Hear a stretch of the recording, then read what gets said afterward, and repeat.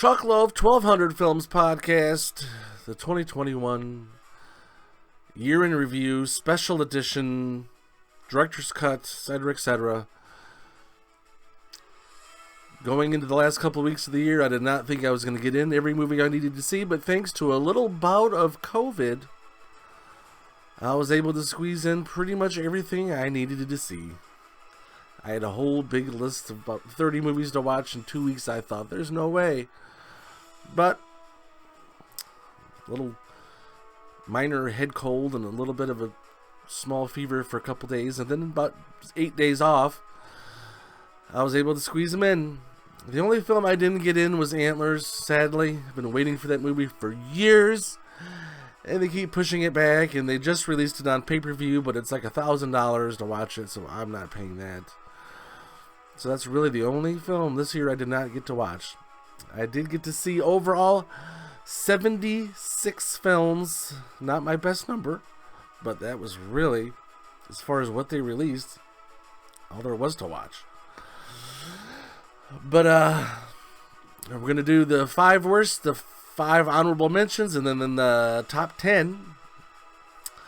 So let's get going on the 5 worst, or as they should be called, the pile of shit. Poop again! He called the shit poop! Shit list movie number 1. My Heart Won't Beat Unless You Tell It To. Oh my god, this movie is on a lot of critics' top 3.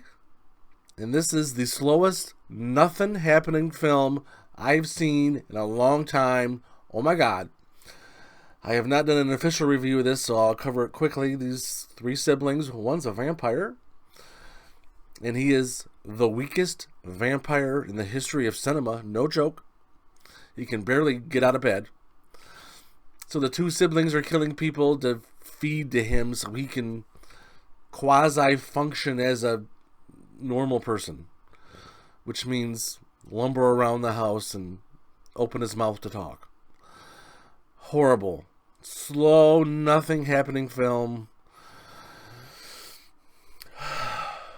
So bad. Smashing, Basil. Oh, this coffee smells like shit. It is shit, Austin. Number 2 on the shit list. Corn Field of Screams. You would think with that title, yes, Chuckloaf, it's got to be horrible. And oh my god, it was. We could have at least put a little effort. These 2 kids get stranded and bump into this convention of people that kill people to taxidermy them and pose them in weird positions and take photographs, and they have like little art galleries of dead people. Really bad. Sometimes shit happens, someone has to deal with it, and who are you going to call? Number 3 on the super duper awesome shit list, Honeydew. Starring the son of Steven Spielberg, Sawyer Spielberg. I did check him. That is his son. Oh my god, you would think he could be able to pick a little bit better films than goddamn Honeydew. I looked through a lot of the critics' reviews, and basically, there's no substance to this movie. Lack of climax, lack of everything. Exactly. Nothing happens in this film. It's set up to be great, but oh my god, it fails miserably. Awful, awful, bad, bad. That is one big pile of shit. Next on the super duper shit list, Death Valley. Shudder released this as something special, and oh my god, first 5 minutes, whoa! There's this creepy alien in the bottom of these tunnels, and they're all quarantined off. Starts off great, and then to get to the tunnels, there's this shoot 'em up, bang 'em up on the land above, trying to get to the tunnels. And that's a good first half of the movie, and it's nothing. It's Sci-Fi Channel level garbage. Directed DVD poo. Screw this film. Shit everywhere. There's shit everywhere! Damn it!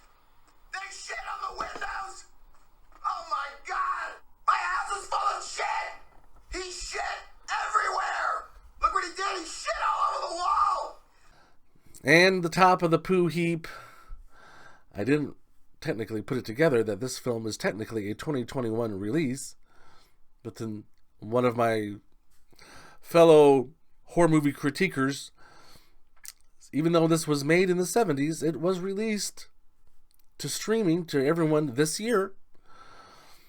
That's the George A. Romero, The Amusement Park. I did some research on this film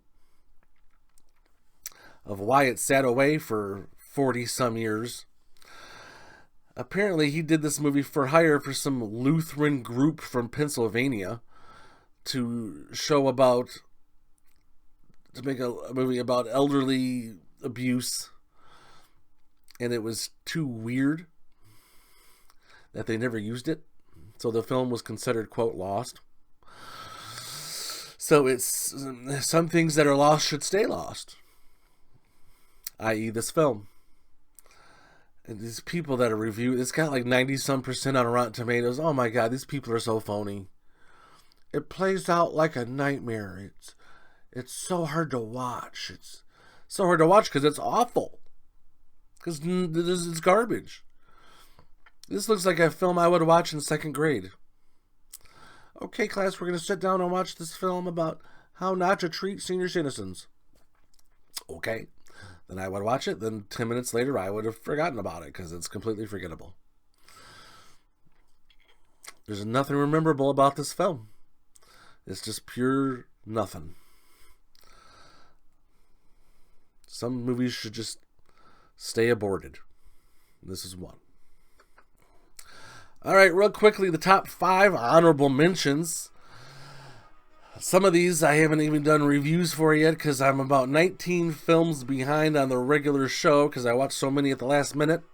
But I still wanted to mention them if they deserve to be listed on here. And this is the 5 honorable mentions. Coming Home in the Dark. This is a New Zealand film that you can currently find on Netflix. It is just like Australian films. I know it's not the same country, but it's pretty damn much the same. But it plays out like an Australian film too. It's a very hard hitting, very direct, very unapologetic. This family goes on a vacation and they bump into some bad people, and the bad people are bad. Excellent film. Next one, Old, M. Night Shyamalan. Nice little comeback story for him. Good for him. This was a nice little film, watchable. I think it got ranked higher just because it has his name, and I'm just impressed that it was good. Next on the list, Psycho Goreman. About the kids that uncover this ancient evil, destructive alien and make him their own. Nice little film. Next one, Willy's Wonderland. The Nicolas Cage movie where he never talked. He fights Chuck E. Cheese-like creatures.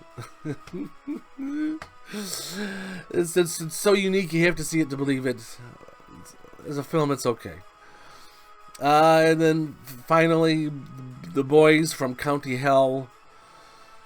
If there's a giant stone in your farmland and it's got an evil alien or vampire or whatever underneath it, or alleged to be underneath it, you leave it alone. You don't mess with it. You don't dig it up. As other horror movies have shown, and that's what happened here. So let's get going on the top 10. Here we go, the top 10 movies of 2021 as according to me, myself, and I. Number 10, vicious fun, horror comedy. This excellent movie. The young man stumbles upon a support group for serial killers and has to pretend he's one, or else he figures they will kill him. Well, they figure it out, so he's on the run. Excellent film. Check it out. Number 9, Don't Tell a Soul. These two boys are stealing from this old woman's house, and the neighborhood security guard, which I've never heard of before, a neighborhood security guard, I guess. He tracks them down and falls into a hole, and now he's expecting the boys that are running away from him to help him. Interesting little film. Had some nice twists and turns. Number 8. This came out early in the year. I believe it was January. The Empty Man. What did the Empty Man do that the Bye Bye Man couldn't? Well, it was a good film for one. And it actually kind of caught on a little. It had a great little backstory about how the Empty Man came to be, and it had the whole little process all laid out for you. And it was good at setting the atmosphere. I say that all the time. Atmosphere, atmosphere, atmosphere. It's got to have that. If it's got it, then you're set up for gold. Empty Man, great film. Number 7. This was one I squeezed in at the last minute. Can be found on Netflix. It's called The Trip. A German film. A comedy, horror comedy, about this couple who are not in love anymore, but they decide to go away on a vacation, and they both plan on killing each other. And while this is going on, these 3 escaped convicts show up and are like, what is going on? No. Stop trying to kill each other. We're going to kill you. Fantastic little film. And the old man, excellent. Excellent. So funny. Nothing beats a good horror comedy because it's so hard to pull off. Number 6, The Butchers. This also came out really early in the year, but I did not forget about it because I wrote it down.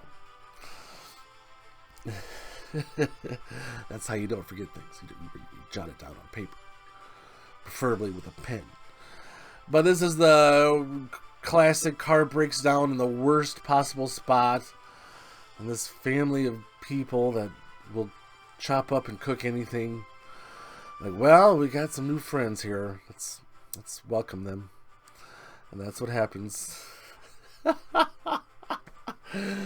It's just perfectly made. Old cliche storyline, but well made. Number 5, The Vigil. This was an early contender for top because it was number 1 for a while. This guy has to watch this dead body for 24 hours or overnight because of a religious ceremony. I think it's the Jewish something or other. But then to make sure that no evil spirits mess with the body or whatever. And well, when you have the vigil in a haunted house, bad things can happen, and that's what happened here. This is one of the top ghost stories of the year. Is it one of these? Yeah, it is the best ghost story of the year. Yep. So number 1 on that list, The Vigil. So moving on to number 4, I have also not done a full review on this one because it was a late entry. Shadow in the Cloud. I keep wanting to say clouds, but it's Shadow in the Cloud. So this woman, during World War II, let's say, somewhere in there, she jumps on this fighter plane, is like, I have to come with you guys. I have this note, and yada, yada, yada. And this big package of something or other. And I needed to get from A to B, and I need you guys to help me to get there. And they're like, whatever. And then as they go along the way, the old classic, there's something on the wing. There's something on the wing. And there really was something on the wing. And that's, as they're being shot at by enemy people, there's a creature out there. Fascinating little film. Number 3, Hunter x Hunter. If the first 20 minutes of this film wasn't poop, it probably would have been higher. But after the poo trial there, it kind of tests you. But as you keep going, it gets better and better. And then the last 5-10 minutes, oh my god.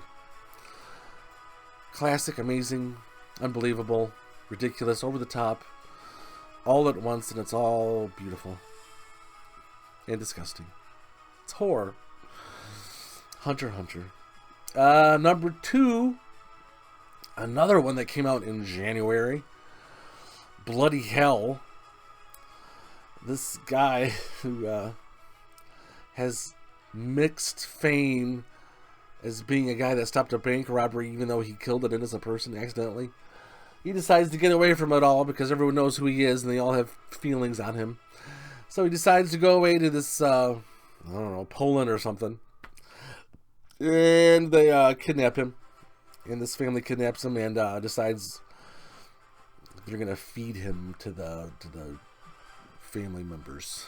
You know. So they're going to chop him up and stuff. Yeah. So he's got to try to talk his way out of this. Interesting, amazing, bloody hell of a film. Number one, without really much consideration, it was pretty obvious. Has been obvious for a long time. This is going to be the number one film. VHS 94, the fourth film in the VHS series, steals the spotlight as the number one horror film of 2021. This anthology has 5 little films, and then one that kind of groups them all together. And they did not mess around. They said, we're going to get 5 brilliant little anthology films to put in this one beautiful movie, one damn near perfect film. If you're a fan of the VHS series, prepare to be amazed, because this one shoots it out of the park with every one. So, well done. Amazing. And that is my year in review.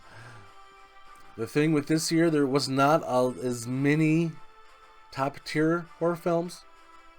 There was a lot of watchable mediocre.